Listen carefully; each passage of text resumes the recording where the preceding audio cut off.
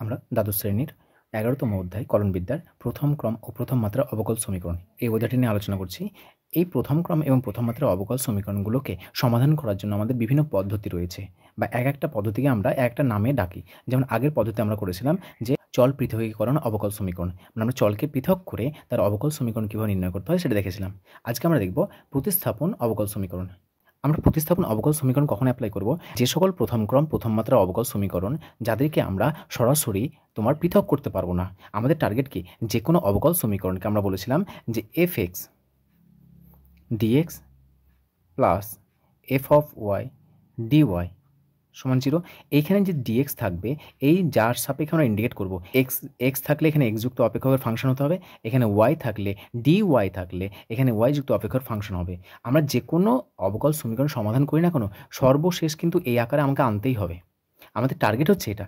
কিন্তু কিছু কিছু অপেক্ষকগুলো আমাদের সরাসরি এরকম আকারে আমরা আনতে পারি না। তার জন্য কখনো প্রতিস্থাপন করব, কখনো আমরা হোমোজিনিয়াস যেটা রয়েছে সমমাত্রিক সেটা আমরা দেখব, তারপরে কখনো আমরা এক্সাক্ট যেটা আছে সেটা দেখব। প্রত্যেকটাকে আমাদের মেন টার্গেটই হচ্ছে যে তাদেরকে চলের পৃথকীকরণ এই যে রূপ রয়েছে সেই রূপে সাজানো। সো কিছু কিছু প্রবলেমগুলোকে আমাদের সরাসরি পৃথক করতে পারবো না, তো আমরা এখানে দেখব যে প্রতিস্থাপন করব। সে প্রতিস্থাপনের সাহায্যে আমরা যে প্রবলেমগুলোকে সমাধান করব প্রথম ক্রম প্রথম মাত্রা অবকল সমীকরণ, তাদেরকে বলা হচ্ছে প্রতিস্থাপন অবকল সমীকরণ। দেখো, প্রথম ক্রম প্রথম মাত্রা অবকল সমীকরণে এই যে প্রতিস্থাপন অবকল সমীকরণ রয়েছে তার আকারটা কেমন? dy/dx সমান হচ্ছে f of ax plus by plus c। অর্থাৎ দেখো, আমাদের ফাংশনের ভিতরে এক্স ওয়াই মিক্সচার আকারে থাকবে। আমরা উদাহরণ নিলে আরও সুবিধা হবে বুঝতে তোমার। যেমন ধরে নাও যে dy/dx সমান sin x plus y। তাহলে দেখো, এই যে প্রবলেমটা দেওয়া আছে সমাধান করলি, তাহলে বলো আমাদের টার্গেট কি? আমাদের টার্গেট হচ্ছে dx এর সঙ্গে x যুক্ত ফাংশনকে রাখা আর dy এর সঙ্গে y যুক্ত ফাংশনকে রাখা। কিন্তু একে তুমি কি সেপারেট করতে পারবে? একে তো আমরা ভাঙতে পারছি না। ভাঙলে ফর্মুলা কি আসবে? ভাঙলে দেখো sine of a plus b, এটা আমাদের আসবে sine a cos b plus cos a sine b. তাও দেখো এক্স ওয়াই মিক্সচারের আকার আছে, এক্স ওয়াই মিক্সচারের আকার আছে। একে তুমি কমন নিয়ে বা কোনোভাবেই একে পৃথক করতে পারবে না। মানে এক্স যুক্ত ফাংশনকে আলাদা করে ওয়াই যুক্ত ফাংশনকে আলাদা করতে কখনোই পারবে না তুমি। সেই জন্য আমরা যেহেতু এখানে পৃথক করতে পারছি না, তার জন্য এটাকে আমরা কী করবো? যাকে পৃথক করতে পারছি না ফাংশনের ভিতরে দেখো সাইন এক্স, এই দেখো এক্সের পরিবর্তে আমাদের এই ফাংশনটা রয়েছে, তার মানে এফ অফ এরকম আকার আছে।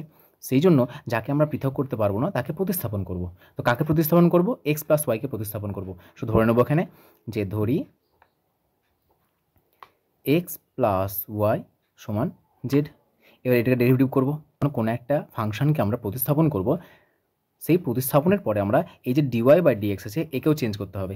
একে চেঞ্জ করবো, সঙ্গে সঙ্গে একেও চেঞ্জ করবো। তাহলে এটা ডেরিভেটিভ করবো কি? আমাদের dy/dx দরকার, তাহলে এটা আসবে এক্সের সাপেক্ষে ডেরিভেটিভ করলে এটা আসবে 1 প্লাস ওয়াইকে এক্সের সাপেক্ষে ডেরিভেটিভ করলে আসবে dy/dx ইকুয়ালস টু dz/dx। এবার এটাকে প্রতিস্থাপন করে দাও। और dy/dx এর জায়গায় কত লিখবো আমরা? dy/dx, তাহলে এখান থেকে বের করলাম dy/dx সমান dz/dx মাইনাস 1। এই dy/dx এর জায়গাতে আমরা এটা বসাবো। So dz/dx minus 1 equals to sine of x plus ওয়াইকে কত ধরেছি আমরা? জেড ধরেছি, বসে দাও সাইন জেড। এবার সেপারেট করবো বা পৃথক করবো। পৃথক করার আগে এই ওয়ানটাকে ডান দিকে নিয়ে যাও, dz/dx equals to sine z plus 1। और এবার দেখো এই টোটালটা একটা ভাবো, কারণ এখানে কনস্ট্যান্ট আছে। কনস্ট্যান্ট আর ফাংশন থাক না কেন, এই টোটালটা মনে হবে জেডের ফাংশন। তাই জেডের ফাংশন থাকলে জেডের সঙ্গে নিয়ে আসবো। তো এখানে ডিজেড আছে, সো ডিজেডের সঙ্গে আমি জেডকে নিয়ে আসবো, তো টোটালটা নিয়ে আসবো। টোটালটা আসতে গেলে এই টোটালটা একসঙ্গে আসবে, কখন তো সাইন জেডকে আনতে পারবো না আমরা, তাই না? তাই সম্পূর্ণটাকে নিয়ে আসো, তো কত আসবে? 1 প্লাস সাইন জেড। আর ডান দিকে ডিএক্সকে নিয়ে চলে যাও, ডিএক্স কিছু না, মানে ডান দিকে 1 আছে এটা। তা দেখো এবার পৃথক করে ফেললাম। এখানে কিন্তু আমরা সরাসরি পৃথক করতে পারছিলাম না, সেই জন্য আমরা কী করলাম? এটাকে প্রতিস্থাপন করলাম। কি প্রতিস্থাপন করেছি? জেড প্রতিস্থাপন করছি। সেই জন্য এই পদ্ধতির নামই হচ্ছে আমাদের প্রতিস্থাপন পদ্ধতি বা প্রতিস্থাপন অবকল সমীকরণ বলতে পারো। প্রথম ক্রম ও প্রথম মাত্রার যে অবকল সমীকরণ রয়েছে, যে চলরাশিগুলো আমরা এক্সের সঙ্গে এক্সকে ওয়াইয়ের সঙ্গে ওয়াইকে যদি পৃথক করতে না পারি সরাসরি, তাহলে আমরা প্রতিস্থাপন করব। এবার আমরা কী করবো? এটাকে সমাকল করে নাও। সমাকল করে পাই integration dz upon 1 plus sine z equals to integration dx. দেখো এটাকে এবার আমরা ইন্টিগ্রেশন করতে হবে। দেখো এই সমস্ত ইন্টিগ্রেশনগুলো আমরা অলরেডি শিখে ফেলেছি। এদেরকে ইন্টিগ্রেশন করার জন্য আমাদের খুব একটা কঠিন না। এই যে ফাংশন দেওয়া আছে এই ফাংশনকে আমরা সহজে ইন্টিগ্রেশন করবো। এটা কত হবে, ইন্টিগ্রেশন ডিএক্স মানে এটা আসবে এক্স। দেখো ডিজেড আপন 1 + sin z। আচ্ছা এটার ইন্টিগ্রেশন কত হবে, দেখো নিচে যেটা আছে সেটা নিচে বসে আছে বলে সমস্যা করছে, তাহলে এটাকে যদি আমরা ইন্টিগ্রেট করতে চাই তাহলে আমরা ইন্টিগ্রেট করতে শিখেছি, নিচেরটাকে কী করবো সিঙ্গেল একটা টার্মে নিয়ে আসবো, অথবা এটাকে আমাদের উপরে নিয়ে আসতে হবে, তাহলে উপরে তো আনতে পারবো না, সেই জন্য কী করবো প্রথমে এটাকে আমরা তোমার একটা সিঙ্গেল টার্মে কনভার্ট করার চেষ্টা করছি। তাহলে দেখো নিচে আছে 1 + sin x, আমি উপর নিচে 1 - sin z দ্বারা গুণ করছি, তাহলে 1 + sin z into 1 - sin z। দেখো এটা গুণ করলাম, তো গুণ করে দেখো একটা সিঙ্গেল টার্মে কনভার্ট করতে পারবো, সেই জন্য আমরা গুণ করলাম। তাহলে কত হবে এটা আমাদের, ইন্টিগ্রেশন 1 - sin z dz বাই, দেখো a + b into a - b কত হয়, a square minus b square equals to x, বা দেখো 1 - sin স্কোয়ার মানে কত, cos স্কোয়ার, তাহলে 1 - sin z dz বাই এটা আসবে আমাদের cos স্কোয়ার z। দেখো সিঙ্গেল নিচে বসে আছে, তাহলে এটাকে আমরা উপরে তুলতে পারবো, কারণ 1/cos স্কোয়ার মানে sec স্কোয়ার, বা ইন্টিগ্রেশন দেখো 1/cos স্কোয়ার চলে আসবে একটা, পাট করে দাও, minus sin z by cos square z dz equals to x. এবার দেখো এটা আমাদের কত হয়, 1/cos স্কোয়ার মানে কত, ইন্টিগ্রেশন করে দাও, এটা আসবে আমাদের sec square z dz minus integration.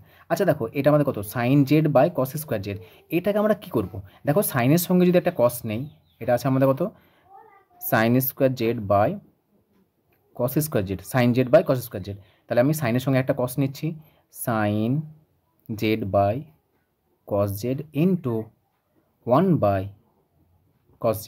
আচ্ছা সাইন বাই cos মানে কত, tan ইন্টু 1/cos মানে sec, তাহলে দেখো tan z into sec z এর ইন্টিগ্রেশনের ফর্মুলা জানা আছে, তাহলে এটা কত লিখবো, এটা আসছে আমাদের sec z into tan z dz equals to x.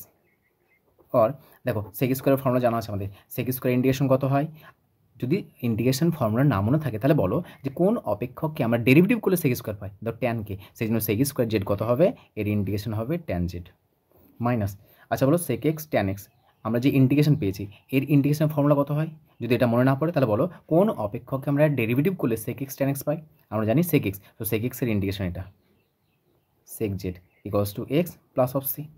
এবার সর্বশেষ আমরা z সমান ধরে নিয়েছি কত, x প্লাস ওয়াই, এর মানটা বসাতে হবে, আমরা দেখো এখানে x প্লাস ওয়াই সমান z ধরেছি, তাহলে এই মানটা আমাদের বসাতে হবে, বসিয়ে দাও এখানে, or tan of x plus y minus sec of x plus y equals to x plus of C, এটাই হলো আমাদের নির্ণয় সমাধান।